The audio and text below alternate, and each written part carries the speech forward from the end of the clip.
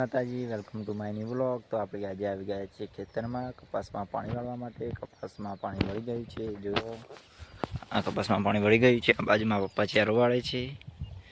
બગલા પણ આવી ગયા છે અને આવ્યા છે અમારા કપાસ। જો કપાસમાં પાણી આવે છે। આ જે રોજેમાં આવી તપાઈએ છીએ અને આમાં ગોદ કરેલો છે। જો આ બાજુ ગોદ કરેલો છે ને આ બાજુ બાકી છે। આ બોરનું પાણી આવે છે। આ બાજુ પાઈ દીધા છે કપા।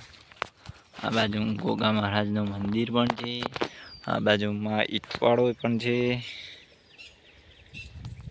અને આ રોડ ટચ ખેતર છે અને આ બાજુમાં પપ્પા કરે છે, ચારો વાળે છે।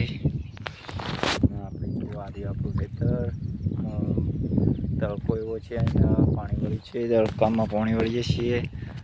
વાદળ છે પણ તડકો પણ છે। જો દેખાય છે જ ને કઈ વાદળામાં ઢંકે જાય ગળીને તડકો પછી તડકો આવી જાય છે પાછો।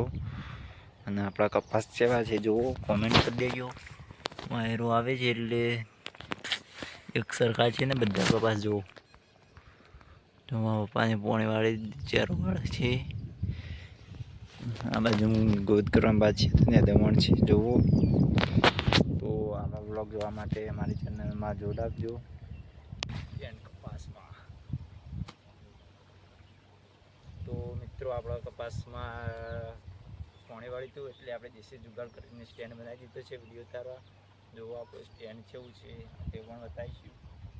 જો આપણા સ્ટેન્ડ બતાવી દઈએ તો આપણે પાવડાનું સ્ટેન્ડ બનાવીએ છીએ। જુઓ આજે સ્ટેન્ડ આપણું આ પપ્પાને કહેતો જુઓ જેવું સ્ટેન્ડ લાગ્યું કોમેન્ટ કરી દેજો। અહીંયા વહીતા ફોન મેં લેતો અને તેથી કટ કર્યો છે બને છે જોઈએ પછી પાણી ચાલુ છે। શું સ્ટેન્ડ હતું મસ્ત વાતાવરણ આવ્યું કે ના આવ્યું જોઈએ પછી કટ જોઈએ એટલે ખબર પડે પછી તમારી પાસે શેર કરીએ। જય માતાજી। આપણા ખેતરમાં પાવાનું કામ સમાપ્ત થઈ ગયું છે અને આપણે રોડ પર આવી ગયા છીએ। હાથ પગ ધોઈ દીધા, ફ્રેશ થઈ ગયા। જુઓ અને આપણું બાઇક લઈને આવ્યા હતા ખેતરમાં।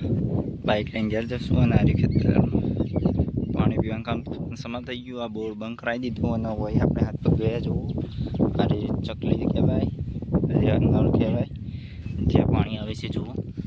અને પાણી ભરેલું રાખું છું જેથી પક્ષીઓ પાણી પી શકે અને આ બાજુ પક્ષીઓને પાણી પાવાનું આ પણ બીજું છે વાતેલું છે અને આ બાજુ કાચિંડો છે।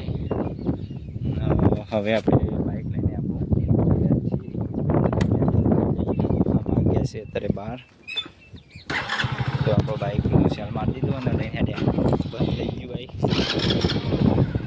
એટલી ક્લચથી ચાલુ છે એટલે જુઓ। તો આપણું ઘર અહીંયાથી 3 કિલોમીટર જેવું આગું છે। આપણે ઘેર હેડીએ છીએ। તો જય માતાજી, ઘેર જઈને